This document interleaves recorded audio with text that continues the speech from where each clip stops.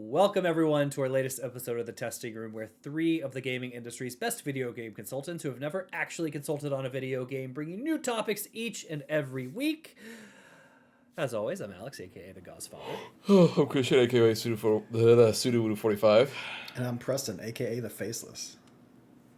True. The Faceless. Yep, so welcome. We're excited to be back with you, as we always do. Before we dive into things, because we have a lot to talk about today, I think. Actually, we dabbled in some games and stuff. I played some good weeks. stuff. Oh, yeah. Good weeks. Before we dive into that, as always, we're going to take a stop by Preston's comment corner, which I think is where he is currently, rather than with us. He's on the corner live. No way to tell. My camera apparently wanted to be shitty and not have its sensor work out properly, so rather than a big white screen, you're going to see a nice little image of me. That's going to be all you get. But going to the comments, we do have a handful of them.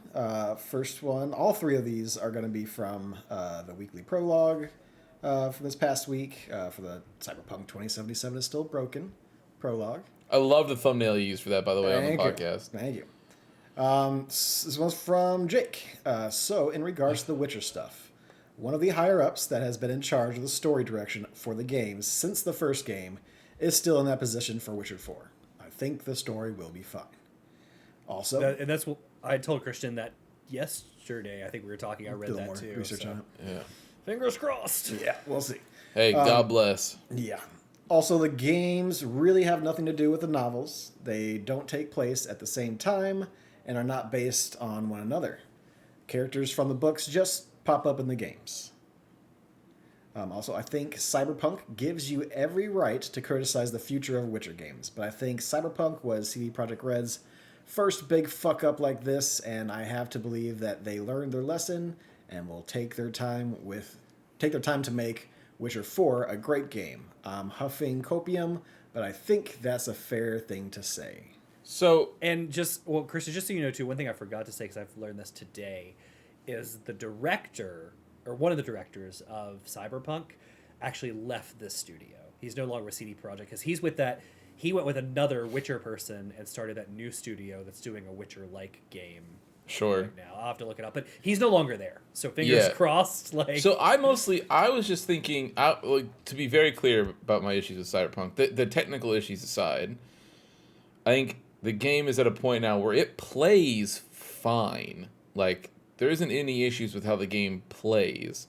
My issues are solely on its writing. Like, I think it is a poor story, even after all of these fixes and things like that. That being said, I do want to say this isn't the first time, like, the Cyberpunk launch is not unique in CD Projekt's history. It is only unique in that it had failed from so many angles and how popular they were when they failed. But Witcher 1, 2, and 3, when they first launched, were all broken messes. Like, now, the difference is that up until The Witcher 3, nobody really cared about CD Projekt. Like, that was everybody's hopping on point. Like, I don't know very many people outside of myself and a couple other people that played Witcher 1 and 2 when they came out. I played 1 and 2 not long ago, and it was still not a great experience. So, okay. So, like... I didn't even beat it. I just played it down and I was like, these controls are trash. It's not great. It's, keyboard and mouse only. One is a game made for psychopaths. Like, I'll just be very clear. Like, and it's made by psychopaths. Like, when I played 1 way back in the day, I enjoyed my time with it, and I thought, like, wow, there really isn't a game like this. And it's true, there isn't, but there's also a lot of reasons why there's not a game like that. Like, the nicest thing you can say is that it is unintuitive to be able to, like, to control. That being said, every game past them, because they got bigger and bigger and more things stacked up on top of it, like, the bugs and stuff got worse and worse and worse, but the benefit that they had was that the story was also good, right? So, like, in Witcher 3's case, like, yeah, sure, I'm hitting crash after crash, I'm hitting all these bugs or whatever, but I'm trusting that CD Projekt will fix it. But in the meantime, I don't care because the story that I'm getting is good, and so, like, I can sort of compartmentalize that and be like, I'll deal with the technical issues to keep going through the story that I've grown to like so much. Cyberpunk's problem is that they were after The Witcher 3, because of especially like, you know, everybody's feelings by the time that game ended with all of the DLC and everything that was so great.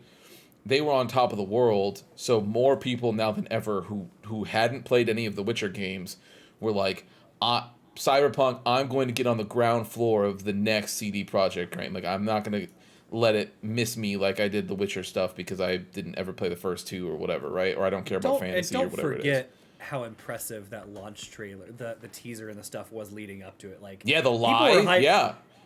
Well, people were hyped because the videos were incredible. Oh, dude, if I spend $4 million on CGI, I can make something real impressive too, and then everybody will be excited. It's the Killzone 2 problem. It's the Sony thing.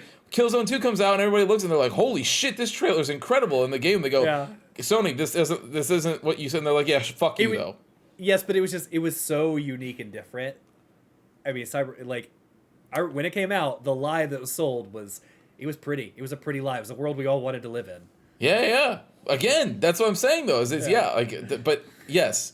So they did that, and then it obviously, you know, turned out to not be the case at all.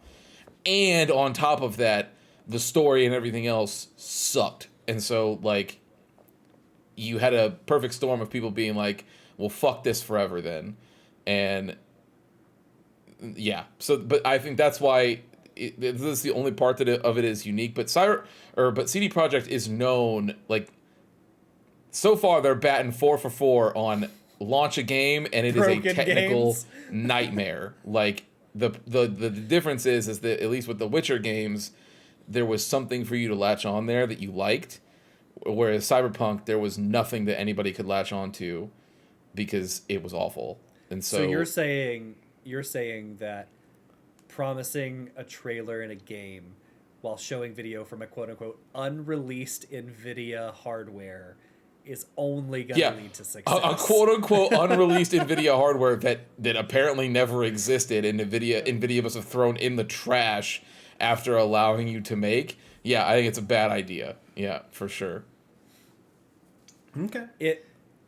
I look, I'm forever hopeful on The Witcher 4. I think it's going to be great. With that being said, I hope that one day we get a no-clip documentary or something of the like of this...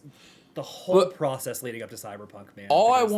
I think The Witcher 4 will be fine, because I think, again, technical issues aside, as long as the story is good, no one will care. And so, in my opinion, they just have to... that was my whole point in saying, is that if the writers who are involved in Cyberpunk are writing The Witcher 4, I think that everybody should just be prepared to be let down, because that story is not good. Like, Alex, you played it, and I think there's probably a reason that you never came back to this podcast and was like, "Hey guys, I played Cyberpunk and here's what I thought," because it's not good. It is a completely unremarkable story that has nothing happen in it save for a couple side quests. And so, like, I think, but if it's the same, if it's not those people, like if those writers are not involved in it and it's just something else, or other people, like a different team, whoever, then great, that's awesome. Like that, then it'll probably be fine. If it's the people who wrote The Witcher 3, 2, and 1, then it's probably going to be fine. But I'm just saying they should not let those writers who wrote Cyberpunk, they should make them do something else. I don't know what job you give them, but not writing. It's amazing to see just like how people want to ruin a game before it comes out. And like, we don't know anything about the story, right? But I've read many, many comments and message threads and boards and other stuff where people are already like, Ciri isn't officially a Witcher regardless of the ending because she didn't go through the trials, but then she has magic and that contradicts the book. The best part about that is that people that are willing to... The best part about that is that one of the directors was saying that like the time is in like some of the different scars and shit she had. They're like, she did put herself through the trials. And so you're like, so what is it? Did she like? Yeah, I don't know. I think that on the whole, that probably is like a side quest topic for one day of like why people.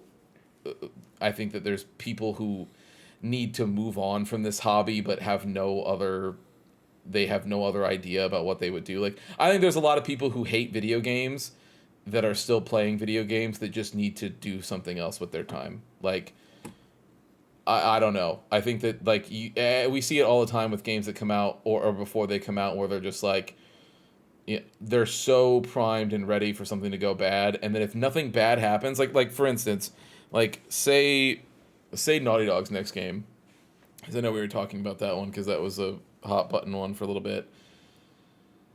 Say that game comes out and it's great, right? Like, there's no issues. Like, technically speaking, there's no issues. Narrative wise, everything's great. It does exactly what everybody wants it to do. It releases to massive critical and sales success, and there's just not an issue, right? Like, nothing.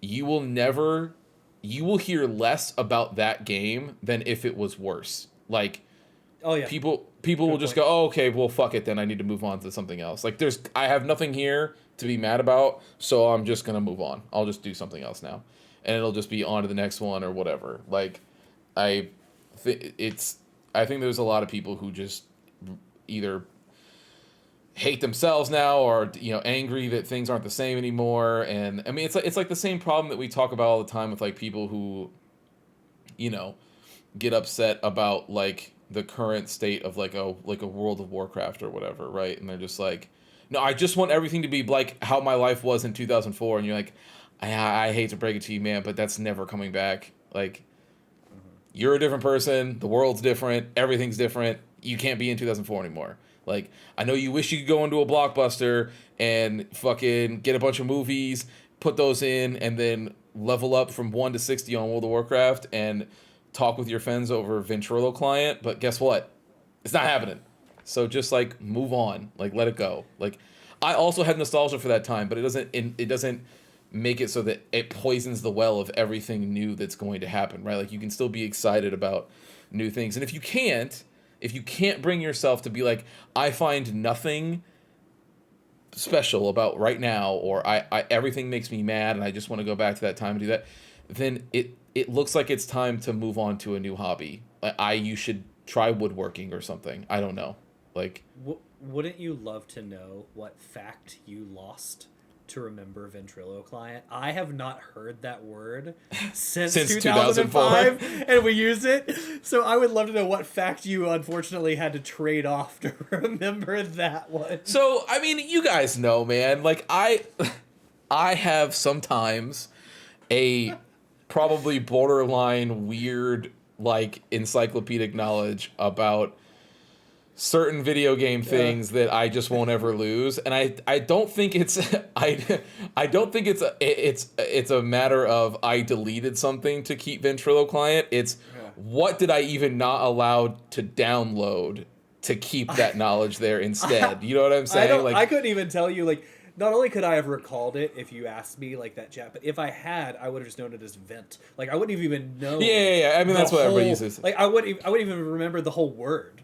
Right? Yeah, but the problem is if I say vent, right, you'll know what I mean. Preston will know what I mean. Yeah. But then, like, anybody listening who didn't play World of Warcraft in 2004 or you know, in those early days, everybody will go, what is that? Right. What is vent? Like, is that a drug? Like, it honestly is too close to people saying the shorthand for fentanyl now. So it's probably better that I just use the full name so that everyone can go like, that's at least Googleable. I can try to figure that out. Amazing. You gave up something.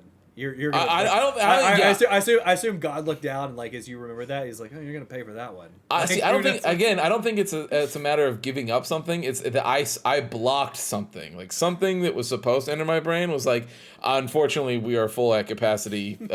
We're not deleting anything at this time, so we'll let you know if Ventrilo client ever leaves, and then there's space to download something else. But at this moment, there's nothing. Amazing. All right. Well, we got 2 other comments, and one of them had a reply. So I'm going to kind of go through this with one comment, a reply, and then the comment from the person who did the reply, and we'll kind of go through there. So let me get it all out there. We can kind of go through it. Old school homie of mine and new subscriber to the YouTube. Thank you, sir. Mr. M. Meyer 2138. Yay. Christian, thank you for your update on how broken Cyberpunk still is. I was actually pretty close to buying and trying out, but as broken as it sounds, I would just be furious. Now, Christian, again, is the game buggy, or did you go through it smoothly without any issues? No, many bugs. Okay, continuing on with the comments. Under Mr. Meyer's comment, is insert option 5967. I just did a playthrough of it on PS5. It ran great. I had a near flawless 90-hour run. And then around the same time, we found my shadow account. and then on the next one, that they commented instead of just replying to a comment. In quote, stealing plot points from the anime. End quote.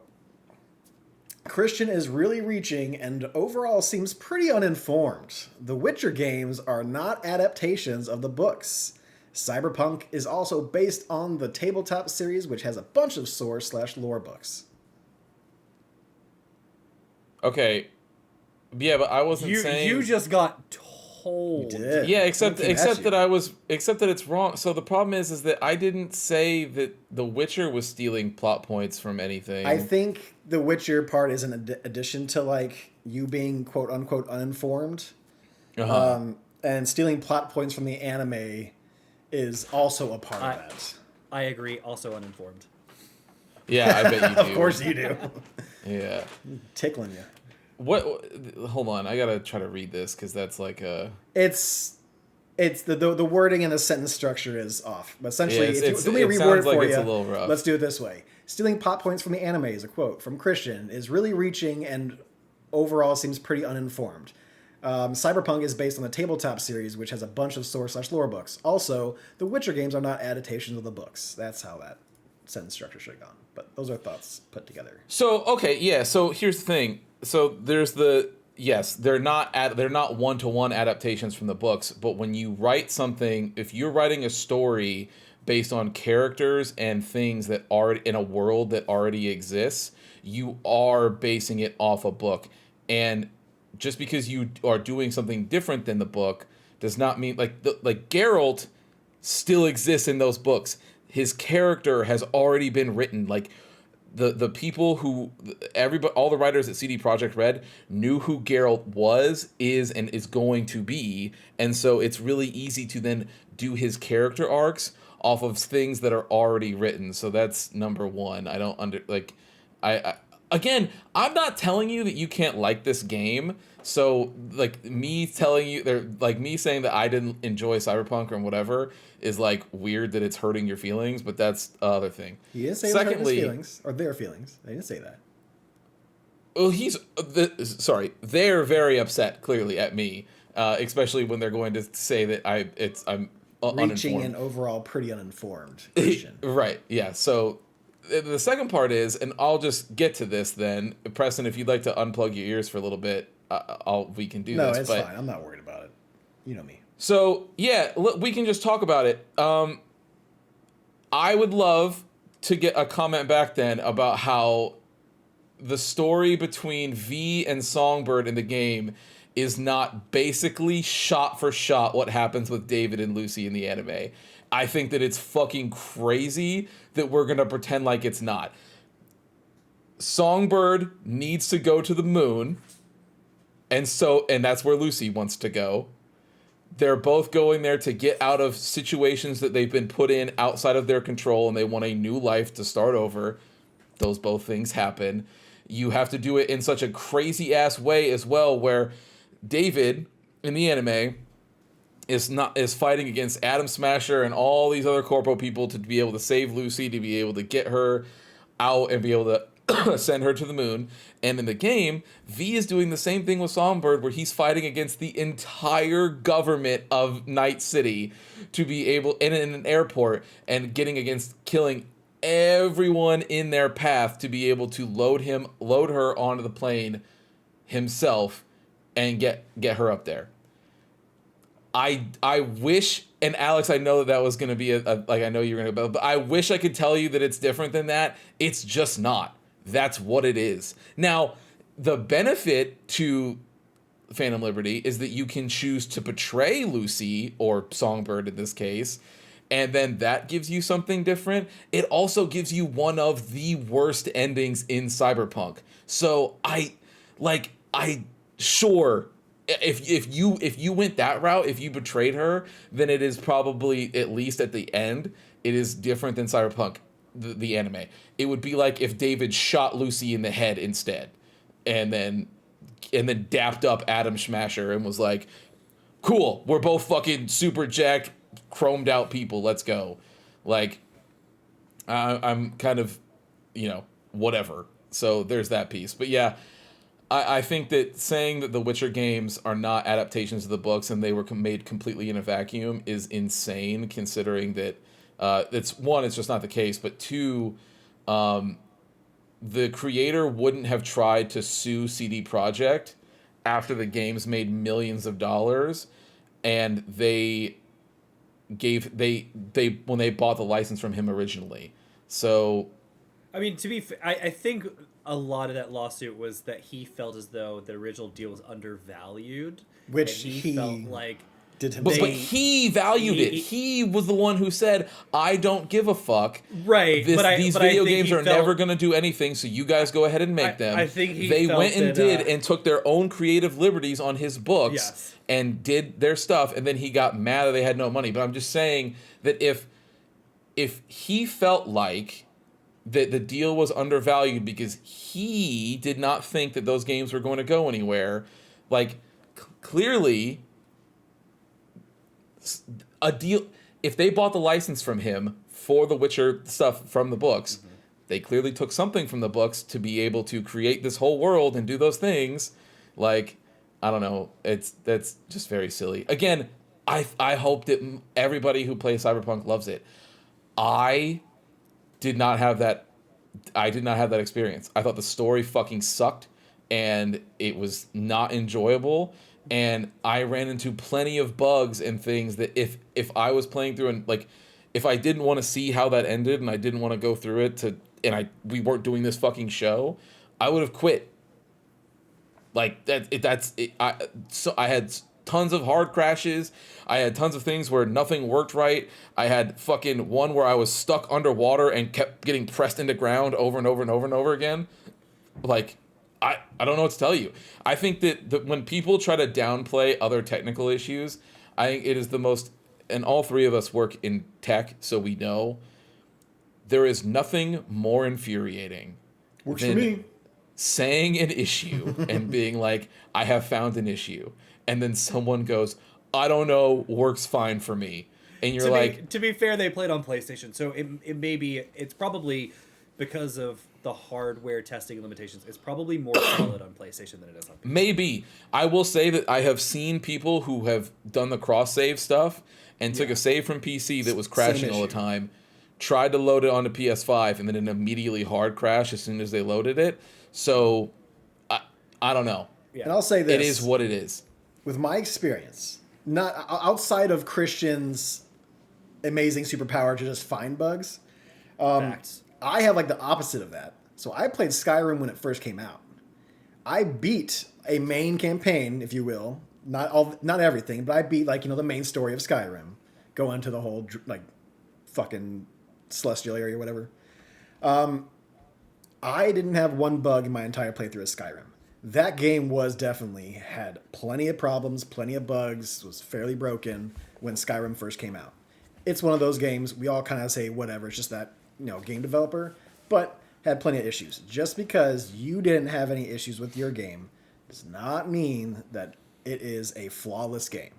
Your run was flawless. Congrats on your 0% glitch run of Cyberpunk, but there are plenty of things still broken with that game. I guess this is more for like open world games that just kind of is the status quo, but still. I mean, like that person, I really didn't have any issues when I played it either, to be fair. I mean, we know, like, PC is one of those things where who knows what you're going to get sometimes. The same thing, like, I had a ton of issues on the Star Wars game, and Preston really didn't. Right? Like, on the Jedi Survivor or whatever, So it is what it is. So I believe them when they say they played on PlayStation was flawless. I'm sure it probably was. And those are two separate people, when I right? Those played- are two separate comments, I think.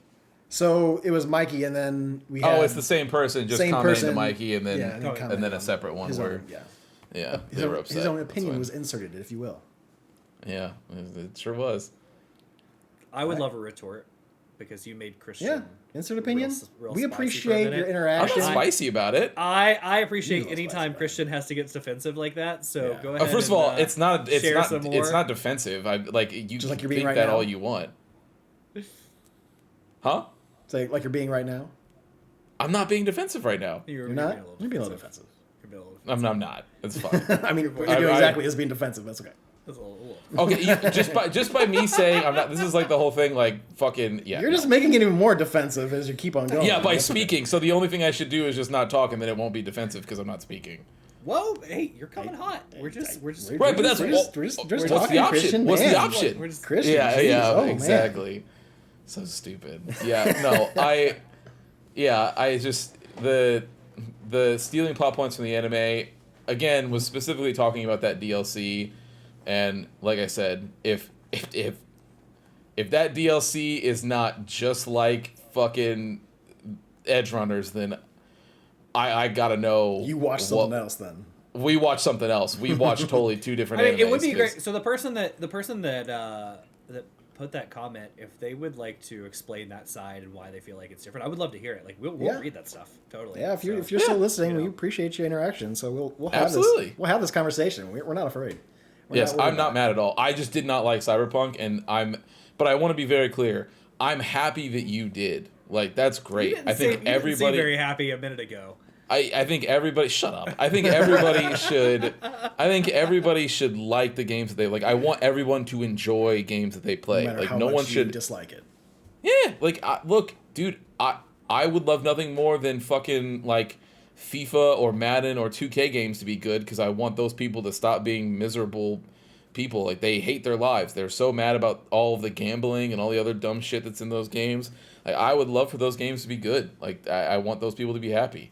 But like I played Cyberpunk. I went through it because I wanted to know what was it about because I actually again, I think I even say it in that episode. I really enjoyed Edge Runners. Like, I know, Alex, you didn't like it that much, but, like, I dug it. I thought Edge Runners was great. And so I was like, man, this has, like, renewed interest in me to, like, keep going in that world. And also, I guess the end of that comment where it was, like, Cyberpunk is based off the Tabletop series, which has a bunch of different things. I am aware of that. I don't understand what that has to do with Phantom Liberty or that comment, though. Like, yes. But also, like, 2077 is a continuation of that story. Like, the game, or the tabletop stuff is from, it's like 2020 and then 2050, I think.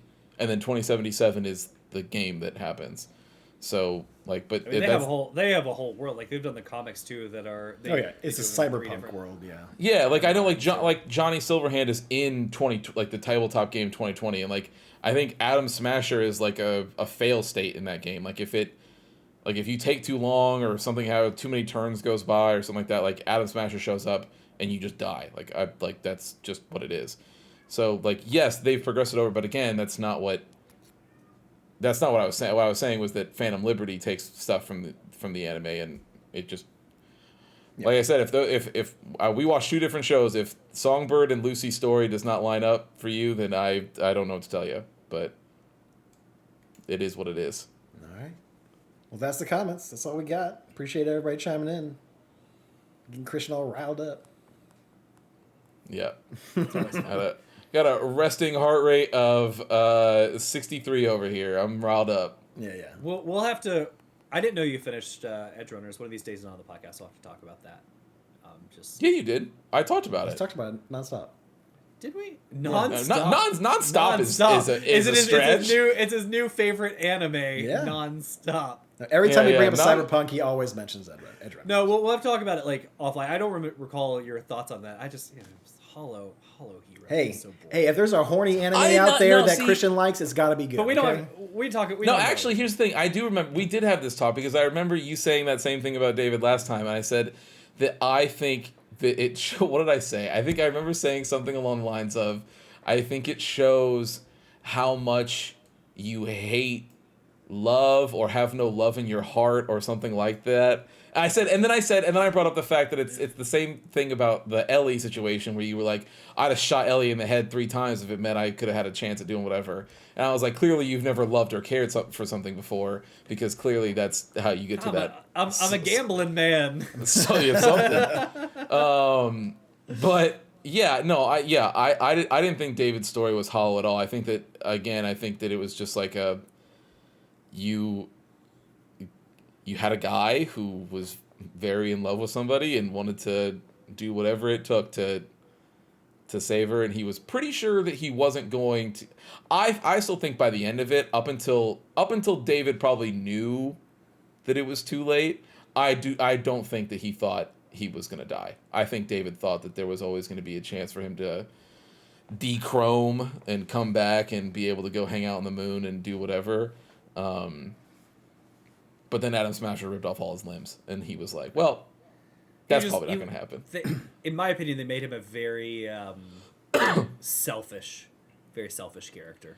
Right? I would argue, but everything he did was for a different person. No, I think there were plenty of things, like his one-track mind. I think he thought that, yes. But, like, that put him on a one-track mind of, like, I need the latest tech, I need to get bigger, I need to do this. And I think he thought he was doing good decisions, but it turned him very selfish. And, I don't know, there were plenty of times where he kind of, like, led to people in his group dying, or, like, I think actions that part led I would to their deaths. I would say, right? so I would say that'd be more of like he was very, I think the biggest, like, sort of, like, criticism that you could give to David's character is that he was very one note. Like, yeah, one-dimensional, for sure.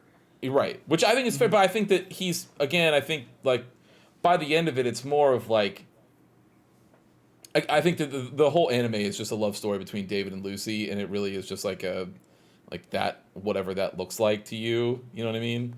I don't think it's perfect. I did enjoy it. I thought it was good, and I thought it did a good job of showcasing the world of Cyberpunk in a way that I was like, by the time I got done with it, I was like, yo, I could actually get down with this. Like, I think this is cool. And then that's, I think you know me. That's the. So other you thing finished that it. Like, my thing is that I still think, on the whole, there are parts of that show that stick with me better than anything that happened in the main game of Cyberpunk. I think there was some great stuff they did in that show. Right. That's what, and that was one of the Just things I was getting at. Is I just think, like, I think that had I played the game and then watched the anime, maybe I would feel like maybe it would be different. But I watched the anime, then played the game, and one of those writing teams is a lot stronger than the other one. Better, yeah. Yeah, that's fair. All right. Y'all want to get into some weeks?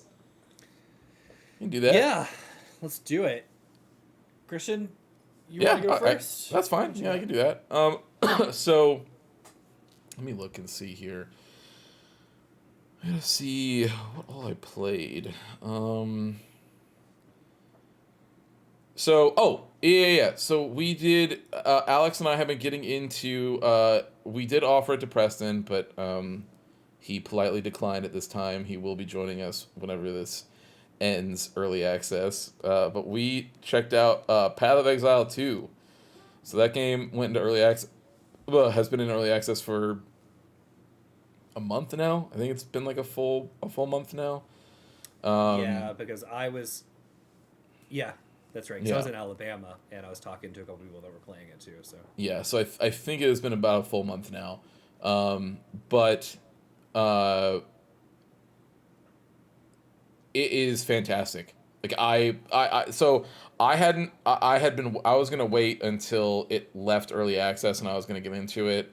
And then I saw some people, like older school, like Diablo people that I know, that I was following, like, different stuff, and they were like, some of them, like, were checking out Path of Exile 2, and they're like, yeah, I'm really digging it, this, that, and the third, blah, blah, blah, everything's cool. I was like, cool. And then when it got to, like, maybe about a week ago, and some of the, like, the newer updates had been rolling in for the early access period, everybody was like, I'm gonna be real. If the final 3 acts, because there's 6 acts in that game, but only the first 3 are in the early access build right now. And they were like, if the rest of the game is as tight as this first 3 acts, we will finally have a better RPG than Diablo 2. Like, something will finally be beating it. And that made my ears perk up for obvious... I mean, you know, the current state of Diablo aside, Diablo 2 is, no matter where you look or who you talk to, is widely regarded as one of, if not the best ARPG that has ever been made. As Press and I have both lamented multiple times in this show, those people that made that game don't exist at Blizzard anymore. So it was, you were never going to get that game again to begin with, but hearing people say that, I was like, damn, I want to know what that's about. So I checked that out, and the hype is real. It is very good.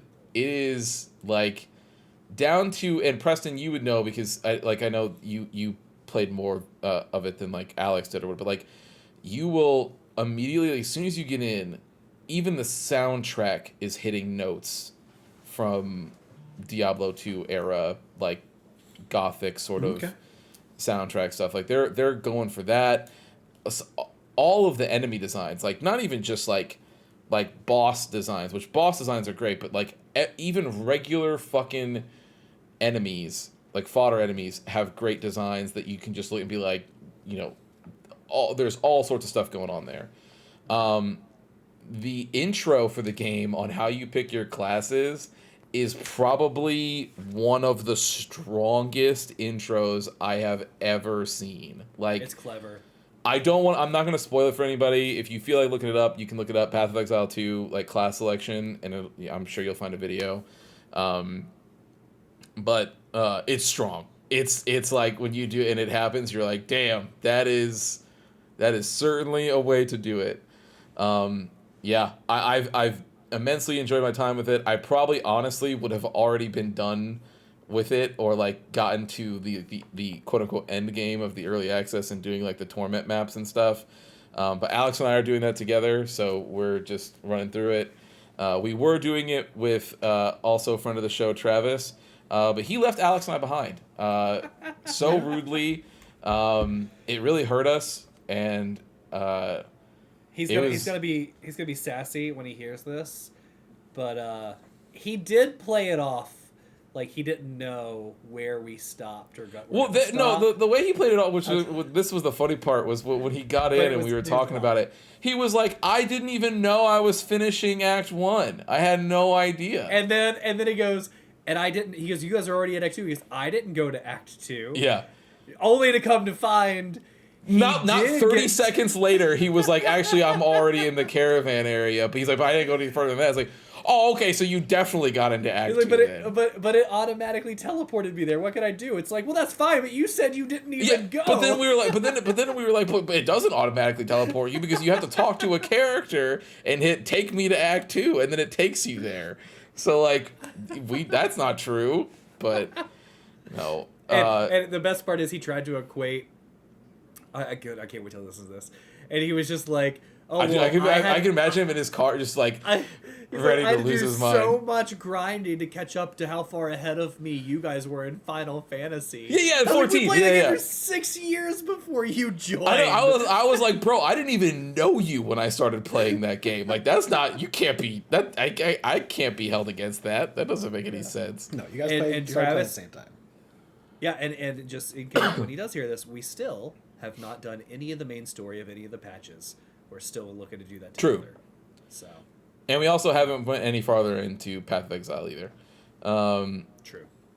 Well, I was talking to Travis today, and he was playing it. I don't know if he got further in Act 2. He did say he was thinking about trying a different class, or maybe he was watching videos, but he had played some more, so I don't know how far he is in Act 2. As God is my witness, if he got further into Act 2, Path of Exile is off the table. Oh, we're just playing that game then. No, but yes, all three of us are playing together. So Travis went. Demon Hunter? No. Yeah, he was doing crossbow, so mercenary, right? So he was mercenary. Sorry, yeah. Yeah. He was doing mercenary. Alex went witch, and then I went sorceress. All the classes are super fun. The other classes that are in there right now are out of the one other than the ones I just mentioned are archer, monk, and warrior. And I think Travis went archer. I don't think he was. I think he went archer. I thought he had a crossbow. I thought he was mercenary. I thought he had I don't a know. bow. Yeah, he definitely had a weapon that was shooting arrows, whether they were crossbows, bolts, or arrows. I don't know, but I think he was a ranged character for sure. Yeah. But yeah, I don't have too much to add there. It's just, or I don't want to add too much more there, I should say.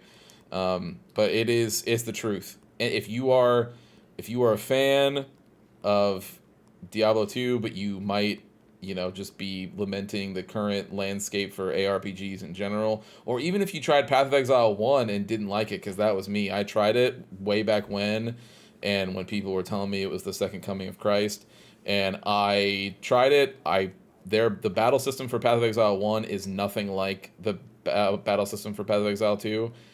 I was not into it. It didn't jive with me very well, so I skipped that one.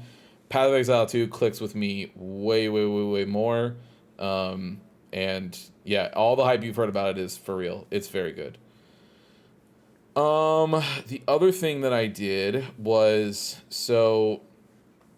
I'm going to make it a goal this year, because of AGDQ. I want to try to learn a speed run of a game. I don't know which one yet.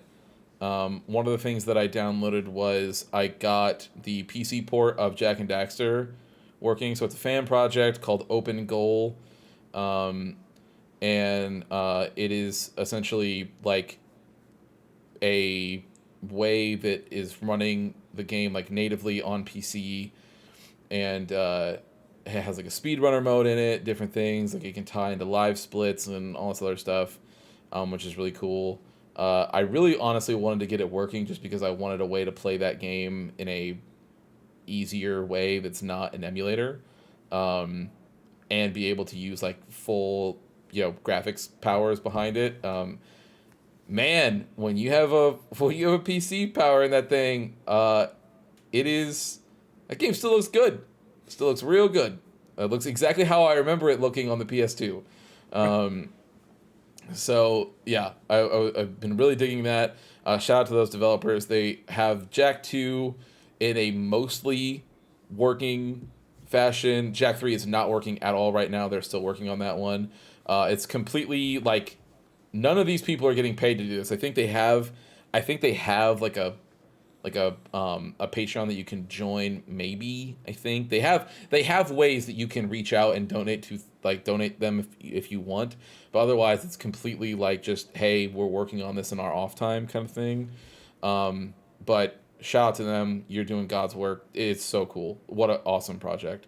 So how are you choosing to speed run, right? Because there are many different like glitches and skills. Right. So that's the thing is I haven't picked a game yet. So I'm trying to, once I pick a game, I'm going to think. So the ones I've been toying around with were the first Jak and Daxter. I've also been thinking about Shadow of the Colossus, because I really like that game and I've played a fuck ton of it. I feel like that's a game set up for speed runs because it's not super long anyway. And it has a time trial built into it already with all of the different Colossuses. So there's that. So I've been thinking about that one. I don't know yet. I just know that in the calendar year of 2025, I would like to try and learn a speed run and get a time posted to speedrun.com. Whether that's last place, whatever. I don't care. I just want I want to do it. It's funny you say that because I remember last year saying after watching AGD8, Awesome Games Done Quick, AGDQ, yep. I wanted to learn. I don't care about speed running like times. I don't care about being on a leaderboard. Yep. But I've always wanted to try one of those like Ocarina of Time runs because watching that last year, there's plenty of things that I see that I go, I could do that. Like I could learn that. And I think this year I might try some of those again. Not speed running. Wind Waker is the other one that I'm thinking of too, because I really like Wind Ocar- Waker, and so yeah. Ocarina of Time has a lot of glitch skips, and I may or may not have pre-ordered. I told you boys this, the analog N64. So what better time to try it when I'm playing it on 64? But yeah, that's stuff. They make it look so fun. Yes. Like, just enjoy. Also, I went behind on your recommendation and watched the Crazy Taxi run through. Incredible. On HDQ with a live band. Fantastic. It's incredible. It is for those who don't know, it's so HDQ this year. So this is, I think, I could be wrong on this. I think it's the first full year that the old CEO Mikey Mara is not present with the company anymore. Like it's completely been handed off. I believe his last official show or event, I should say, was Winter Games on like AGDQ last year. And he announced his retirement at the end of 2023, technically. So 2024 was like the last like full year leading into that 2025 like area. You are correct in that. Yeah. Yeah. So so this Winter Games on Quick was the first, like this will be the first year that is like a full slate of events without him. And so like obviously a lot of the same people that we know and love from that event and stuff are all still there. They're still working, all that stuff, right? So this was their first full year of like scheduling their, like doing their own thing though. And I gotta say, man, what a show. Like I think a lot of the showcases and the different things they did were so cool. It was awesome, and what a great sort of like, obviously for a great cause, so what a great way to like do all that stuff. But that Crazy Taxi one was literally a live band playing the backing tracks for that game, and all the sound is completely cut out from the game, and it's just a live band. And I was wondering this entire time, when I saw it on the schedule way before this, it was like, you know, Crazy Taxi with band, and I was like, what a smart way to get around Twitch and YouTube DMCA strikes, because they're like, you know, Crazy Taxi is a game filled to the brim with licensed music. And so it's like, well, I can get around that by having a live band play my licensed music, like, and then I'm good to go. So yeah, it was great. That run was incredible. It was such a good gimmick. It was fun. But yeah, so I got that running. I'm trying to think. Preston and I played some Street Fighter. Huh? No Persona 3? And that is shelved for the moment. Oh, okay. Yeah, so I was gonna get that to the end. So I updated on GG. He was hoping to get that out at the end and then move on to somebody else. No. Okay, first of all, it's not like this is like a slight against anybody, but I just playing Persona 3 Reload so close to Metaphor was those games are like they're not the same game, but their DNA. There's too much shared DNA between the two of them, and I was just not mentally in the spot where I was ready to do that. So I'm shelving it for the time being. There's nothing wrong with the game. It's great. It's everything that you know. All the characters are good. I made it to floor, whatever the second border floor is. So 47, 48, whatever it stops you at, out of 263 or something like that. So I'm shelving that for the time being. When I'm getting the itch to go back to a JRPG, or I should say more specifically like an Atlas JRPG, I will absolutely be going back to it and picking up where I left off. But I just needed to get some other games in. And one of those other games was more Street Fighter. So Preston and I got into some Street Fighter 6. Yeah. And because we had not fucked with any of the new characters outside of the last time we played was when Akuma came out. And we didn't even play with Akuma then, but he was out when the last time we played. Yeah. So we had missed Bison and Terry both. And so we hopped in and did some rounds and we're playing around with all those different characters. If I'm remembering correctly, so I really liked Akuma. Akuma was fun. I did not realize how much fun I was going to have with Akuma. And he's really fun to play as, and everything, all of his, like, Old Man Akuma is just, like, an incredible design. Yeah, it looks so good. Terry was really fun, although I don't... No, I liked Terry. Terry was fun. The only thing is that Preston and I didn't get to see his level 3, because when I went to go use it, I assumed, I don't know why I assumed this, but I assumed that it was like a mid-range, so I was assuming that I'd be able to like maybe like lunge forward and hit with it or whatever. It is not. You are you have to be right next to them to hit that level 3. And so I was like halfway across the stage, and I did the 3 super animation, and then Preston was on the other side, and he was like, well, I don't have to worry about that. And so then he came in, we started, so like, I completely whiffed on that one, and then I was like, oh, I'll play it somebody else. Bison I did not like at all, but that's mostly a control thing. I just don't like those kind of characters. But Bison, for people who like Bison, I have it on great authority that Bison is also fantastic in this game. So if you like Bison, that's great news. I charge characters, and especially like a charge grapple thing like Bison, it's just not for me. I can't do it. My brain does not work with that control scheme. Oh, and then the last thing I did was I saw that there was a mod for Dragon Ball FighterZ being released where it put Dio into the game. Yeah. And I was like, what the fuck is happening here? I thought that game was still broken.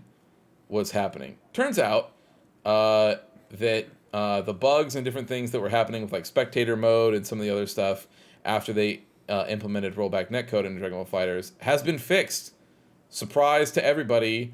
They did put out a patch for that game and fix those issues.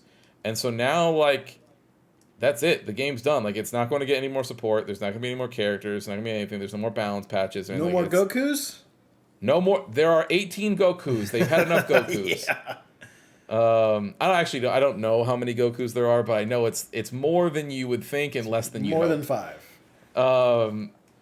But they but the balance, like, everything about that game is going to be what the game is, but it's playable now. Like, it has rollback netcode and everything's great, and there's no weird spectator mode bugs or anything like that. And none of some of the instability stuff, so all that's been fixed. And so people are making mods for it again, and one of the mods that they put in was that fucking Dio is in it. And Alex, before you wonder, I'll just tell you, because I think Preston has seen this mod, but I'll just tell you, his level 3 is the road roller move. Like, he does it. It's great. It's really good. But yeah, so I was like, well, fuck, if this is fixed, like, I want to do that. Like, I want to check it out. Popped in, and yeah, sure enough, man, that game's netcode works great. The other thing that works great is getting your ass beat because you've been playing Street Fighter for so long that you don't even remember, like, fucking combo routes for Dragon Ball FighterZ. So I was like, yeah, let's just get in a quick casual match and let's see. And yeah, connection was great. There was no issues. I did not feel like I was playing underwater at least once. However, I did get stomped into the dirt, and it was very apparent that the only people that are still playing that game are fucking killers. Yeah. People who have been forged in the fires of delay-based netcode are now feeling the weighted clothing come off in the new freeing era of rollback netcode, and they're letting people know that they've been playing this game the whole time. But it's still great. So it got me to the situation where I was like, fuck, I really want to play, like, I want to not just play this game, but, like, I'm like, man, I want to focus on, like, a fighting game this year and get, like, pretty good at it. Like, I would like to do that. And now it's probably going to be Street Fighter, but for a brief moment I was like, it could be Dragon Ball. I could go back. But there's nothing new coming out from that game. It's just going to be what it is. Whereas Street Fighter 6 has a much longer life ahead of it. But yeah. And then Clive from Tekken. Clive is live. He's out there in Tekken 8. He's good. I still my problem with Tekken is that 3D fighters are hard, and I like 2D fighters a lot, like Guilty Gear or Dragon Ball or Street Fighter, because I don't have to worry about fucking north and south things and like trying to dodge attacks by going in and out of the fucking screen. Like I focus on block strings and that's it, and I don't have to worry about anything else. But Clive is cool as fuck, and all of the rage art and the heat moves and all the other stuff in Tekken is cool as hell. There's the best part about his rage art is that it goes on for a very long time. Like there's like the whole summoning thing and a free to the whole thing, and you're really like, there's a moment where you kind of like your hand comes off the controller and you're just like, I've got a little bit. Like I could get up, maybe like walk around for a second and then come back, and this animation's still gonna be going on because they are really doing the most right now. But it is cool. And that's it. That's it for me. Okay. Nice. Preston, do you want to go next or want me to go? Sure, I can go. Was playing a little bit more of Animal Well. I got 3 out of the 4 flames, which is a icon you see on your map. As far as I know, that's the objective, is to get those. Because like we mentioned before, it doesn't let you know anything. I'm fucking stuck. I'm super stuck. So I think I'm going to spend a day, one of these days, with Christian and kind of do a little screen share like, hey, if you can navigate me to this section of the map that is just blacked out, I cannot see any path that is available. I see all walls on the map. Like, there is no... Did I give you... You did not respond to the last thing that I said. You said, do you want a spoiler? I said, yes, I do. And then I didn't respond. I'm sorry. That's fine. It's shelved right now, so it's, yeah. Yeah, I'll do your hint right now, just so you know. I totally thought I responded. Have you been to the area with an elevator that is controlled by a bunch of mice? Yes. You use the yo-yo in that area, and you will be able to navigate to where you want to go. Pretty sure I've already done that, but we'll talk about it later. I have to share the screen to you, because like it's... Yes, I have messed around with mice, with the yo-yo. They have changed the way those platforms move. It has not helped me at all. Okay. So... We'll do a little get together. We'll see how it is. Because if I cannot figure this shit out, I'm not finishing this game. But I'm at the last flame, so I kind of want to finish it. Yeah, you are on the last flame, and it's crazy because that means you got the blue flame then, didn't you? I got it. All 3 out of 4 flames. Yeah, so the blue flame is the hardest one, where that fucking cat is chasing you the whole time until you get there. So yeah, I took care of it. That's what I'm saying. That's the one that people spend like hours on that they can't figure out. So you got that one. So that's... Yeah, no, I'm good on that one. We figured that one out pretty quickly. Yeah. But yeah, Animal Well is a good game. It's just there is zero hand holding, and it hopes that you want to figure it out. Put it that way. It's not the biggest map in the entire world. So like, so far as map scraping, it's not the worst thing, because you see the walls, like, right? It's like you see the map section, you see a very fine highlighted line of where a wall is, and if there is any type of like small little entryway, any little door, any like little half-sized door, you will still see a black section there that does not show a highlight wall. So like, I've been going around that map trying to find everything. I've seen a door that has a button behind it that I cannot open. So I don't know if that's me exiting that area or if that's where I enter the area. I know there's an area with a bunch of cats in cages. I think that's where I'm supposed to be messing around in. We'll find out at a later time. I'll come back to you guys next week about this one. Still playing more Indiana Jones and the Great Circle. That's a real good game, guys. That's a real fucking good game. If you like Indiana Jones, you will absolutely love this game. I'm about 6-7 hours in now.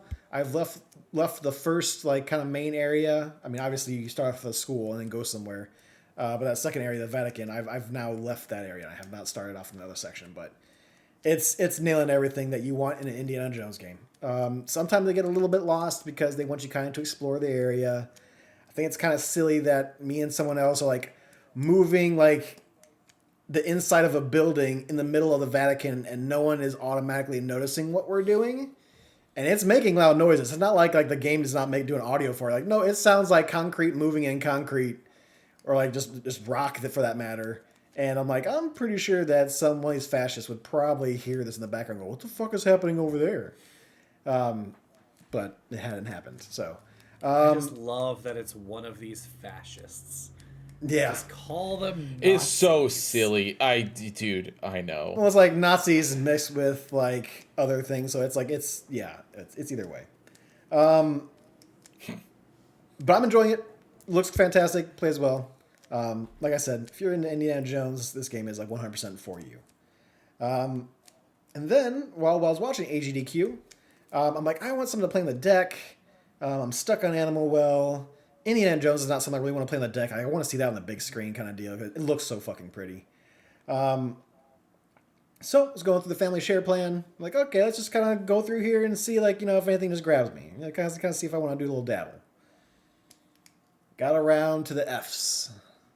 Final Fantasy 14? Final Fantasy VII Remake. So I have started that up. Because it seems to be that's like one of my junk food games, like especially back in the day. Because I had that like a 4-6 disc set for PC for a while, and I always like started it up, did that kind of little intro area, and then kind of fell off of it because I wasn't a JRPG guy. I'm like, okay, I've played like fucking 15, 20 hours of this game. I'm already done with this game. Let's move on to a different game. Now I'm a little bit more okay and with going 100+ hours on a JRPG. So I'm like, all right, well, I like the world of Final Fantasy VII. It's always been like a little junk food thing for me to just jump in for a good 15 hours and jump off. So but I've never actually really played the remake. I remember playing the demo. I remember the action and the combat being a little different. I love how it looks. I absolutely adore how nice that game looks. So I started up. I'm about 5-6 hours in. The last thing I did was... Let me ask you a question. Those of you who have played the original Final Fantasy VII, did Roche ever show up in the original Final Fantasy VII? Yes. Did he show up in the very beginning of the game? Sorry. I think I am thinking of a different character. Hold on. I'm thinking of Roche, which is the guy with the motorcycle. Yeah. No, the fucking pompadour. The other soldier. Dork. The other soldier. No. Yeah. No. Okay, so he's brand new. Okay. So this game is hitting a lot of the nostalgia of oh, I remember this, I remember that. And then you have things like these weird wispy ghosts, which were never in the original game. I'm like, what the fuck is going on? The Final Fantasy VII. Yeah, the Final Fantasy VII. They give a lot of space to the side characters too that aren't really. Yeah. It doesn't exist. And then also the Final Fantasy VII Advent Children headaches he gets. He gets those. Those happen. The slow walk of you automatically have seen Sephiroth in there, so I like the kind of change up a little bit because it's not being too samey for me. I'll see if I like where the story is going. From what Christian talks about, I may not, but we'll see how it goes. I think that if you play through Remake and get to the end of Remake, you could have a great time and you would not be incorrect for doing so. I personally thought that the end of regular Remake was meh, because it leaves it very open and you just who knows what's going to happen. But for the most part, 99% of that game is basically as you know it, with a couple changes here and there, Roche being one of them. That's a whole section that I did not remember. We go to Jesse's house, they get pizza, I steal a key, we go into the warehouse to get the munitions, and the whole Roche motorcycle fight scene, which I thought I had a lot of fun with. It's very road rashy. None of that happens, but it's some of it's implied, right? So the you don't go to Jesse's house and do those things, no. But they go down and plan the heist, and Jesse gets part of it, and her and Biggs and Wedge are getting they're part of the crew with Avalanche when they're planning to go back into the reactor, and then it obviously goes bad, and then they figure out that fucking Shinra is going to drop the plate, do the whole thing. Yeah. So all of that does happen, right?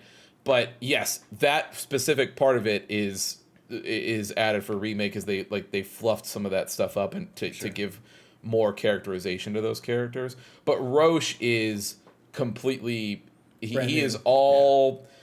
You know what's funny is because you went and saw this movie. We did it together. He very clearly looks like he was a leftover design for Advent Children. Oh yeah. He's to be fair, this game is taking a whole lot of people really liked Advent Children, so let's just kind of like move it over into that world a little bit. I want to meet these people. I want to meet these people that Square believed loved Advent Children, because I loved Advent Children. I'm not gonna fucking lie. I loved that shit back in the day when I was a kid. I fucking loved Advent Children. I think there's a difference between saying I had a ton of fun watching Advent Children. Like I had so much fun watching Advent Children. Fair enough. But I never came away from Advent Children being like, this is good stuff. like they cooked. It was just, I was like, man, this was fun. I had so much fun. Hey man, I was saying dilly dally shilly shally all the time in high school. You're like, you don't know me. Oh no. No, Preston. Dilly dally shilly shally. Oh. But all in all, I do like this game. I'm playing on the deck, so it looks pretty good there. It doesn't obviously look as good as it would on the PC, but I've narrowed down like the best way to preserve as much as my battery power playing this game. So I've toned it down quite a bit. But still looks good. I just only did Google like, hey, what's the best settings for Steam Deck, so I didn't lose too much out of it. But yeah, as far as games, and playing obviously, so of course, some Street Fighter with Christian. Other than that, that's it for games. I do want to bring up one thing that I watched. So I shared this with you guys in the text chat. There is a concept video for an anime called False Memories. Came out about 3 or 4 years ago. Chinese animation studio or people who I made. I don't know if they were a studio then or if it was just a handful of people. But essentially, that show was getting made into a full-on anime show through Bilibili, which is a streaming platform. And I found out about that through the trailer. And then I went to watch the 18-minute concept video, which is like, hey, this is kind of the idea for this world, like kind of the things that happen in it, and this is kind of like the style we want. That 18-minute concept video itself is some of the best animation that I've seen. Obviously, some of it can get pretty rough as far as like what they show you, but it's just them trying to get something out there to kind of show like the concept of what they would like to do for an anime show. Great idea as far as story is concerned. I don't know too much of it, but from what it does describe the world to you in that concept of, like there are people who store memories and there are people they feed off memories of, but then there's also these false memories of like, people's ideas and memories just going a little too far with it. And those are called like bug people. They manifest into like bug people, which is not bugs, but it's just like, they're considered like a bug, like in the Matrix kind of thing. Towards like, hey, this shouldn't be here. We got to take care of it and get rid of it. And then they have a whole action scene like right at the end. And it's fucking phenomenal. If you got like about 18 minutes or so, give it a good sit down and watch. I would highly recommend like you actually paying attention to it. They did have an English dub, which is like the link I shared with you guys. And I'll put that link in the video description down below on YouTube as well. But it looks great. It's got a show coming out this year, I think in the second half of 2025. And I am 100% stoked about it. I think this year is probably going to be one of the best years for me in anime. Because we got Dan to Dan Season 2 happening. We got the finale for Beastars. We got... I'm sure My Hero is going to come out with another season this year, hopefully. We also have Dorohedoro coming out with Season 2. And we got this. So it's going to be a pretty packed year as far as anime is concerned, so I'm super stoked. But yeah, check out False Memories. You can try Googling it on YouTube, but if you want, just go ahead and check the description down below. I'll have a link for you. But definitely worth a watch. At the very least, watch the trailer for the new series coming out. That's it. That's all that I've watched so far, and I was like 3 minutes, or not even because the trailer's like 3 minutes. I was like a minute and a half into the trailer, and I was like, oh, this is very Chinese. Yes. Like you could just tell as soon as it started. I was like, because I didn't see anything about it. I didn't read anything about it. Like I didn't see your first video that you sent. I just went straight to the trailer. It's as soon as it started, I was like, this is not a Japanese anime. This is very Chinese. So for sure, 100%. Yeah. Yeah. So as far as my week goes, I dabbled. Wait, hold a on. lot. Really quick, Yes. Alex, because I need your help with this next part. Okay. So Preston and I went out. We celebrated his birthday this weekend. We did. Okay. I almost had to And- make a threesome. It's so stupid. And I tried there was an event that happened when we weren't live that you and I had with Preston, and I need this to be on air and documented because I did not get the reaction that I was hoping for An event that happened at the dinner. Okay. Do you remember Preston saying that National Treasure was just like the Da Vinci Code?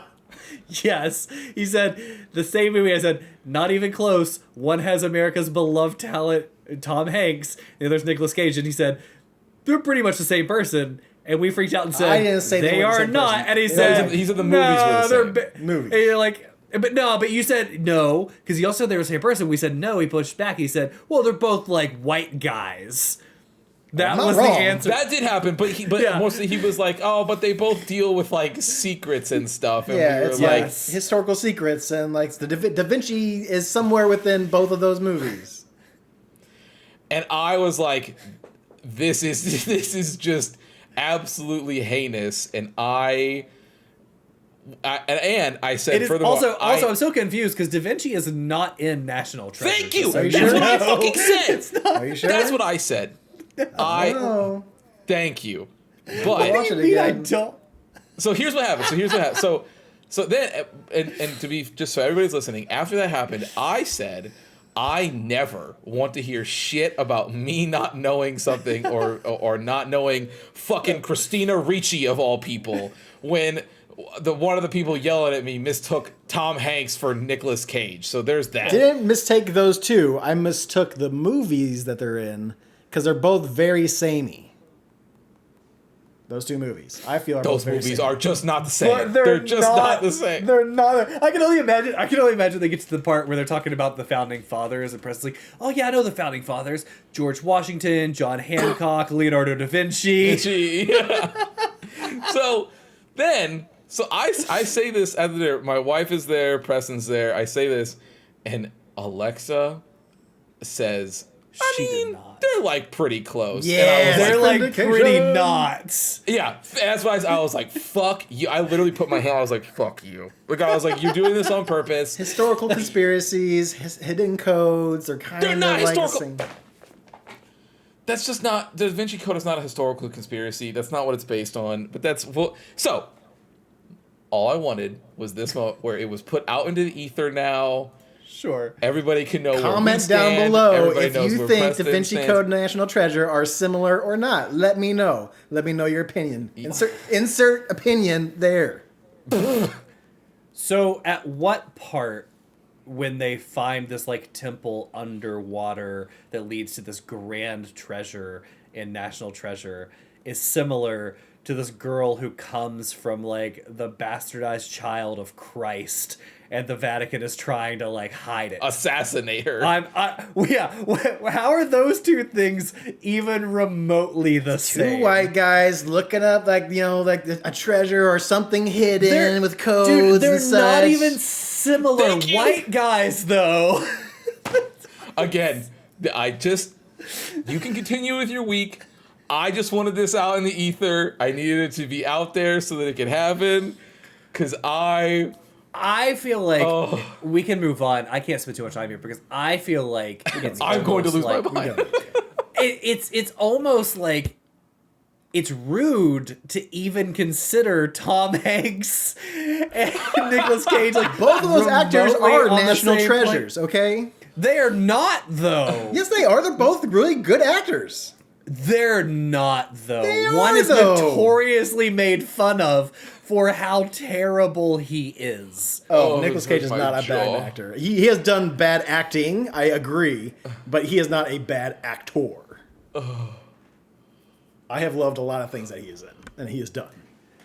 I like a lot of bad stuff too, and that's okay. But like, it doesn't mean that because the bad stuff I like makes them great at what they He's do. great or what as they Spider-Man are. Noir. He's great in Raising Arizona. I mean, he's got a lot How of good would you movies. feel?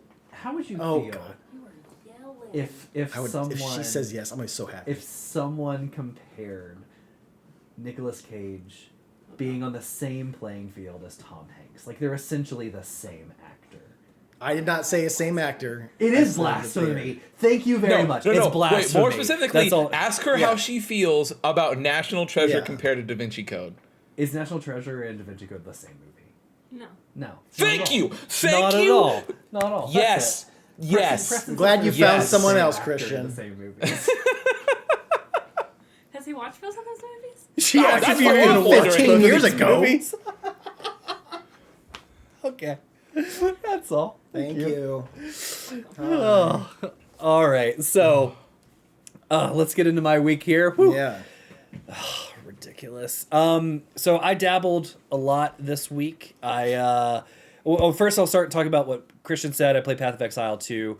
I did start a witch. We'll see if I stay a witch. I mean, I want to keep going on and moving forward, but I'm struggling with the witch right now. Like, I did great through Act 1. I soloed a lot of it. Like, when they weren't on, I was playing by myself. I was doing just fine. But I've gotten to the part at the final boss of Act 1 that I just could not handle. And then in Act 2, I haven't played as much, but we'll see how it is alone. I'm struggling a little bit with the targeting, and as Christian tried to explain to me, like, it kind of turns into a twin stick shooter where you're having to, like, with a casting magic class, you kind of have to, like, focus on where you're at and keep your body always focused so you don't, like, lose the auto targeting with the way their It's a lot system of is set up. strafing. It's a lot of strafing, and then, like, while I'm trying to do that and also, like, memorize all of my skills right now, it's just hard. So we'll see. The game is great. The game looks great, plays great. I love the game so far, but I'm not quite sold on my class. I also built a lot of my class at first around necromancy, because that was kind of the witch, like, having a bunch of minions. And everything I've gotten gear-wise has taken me away from that. So I've lost a lot of my minions. And I'm dealing more damage, but I'm also super squishy. And since I don't have minions to help take the attention off of me, I was dying a lot. So we'll see. That game is good. Of course, I played more Space Marine 2. I'm pretty much a pro Space Marine 2 player There you go. now. For the Emperor. Yeah, I for the Emperor, I have multiple classes. I'm working on getting the heavy up to the max level in the camp, like the story, and then I'm still playing on a ton of PvP. I have a feeling I'm gonna accidentally platinum that game. When I look at it, the trophies aren't that bad. It's just like the hardest trophy seems to be like kill 40,000 enemies. So when I checked the other day, I was already at 15,000. So I'll get there. It'll happen. But it's fun.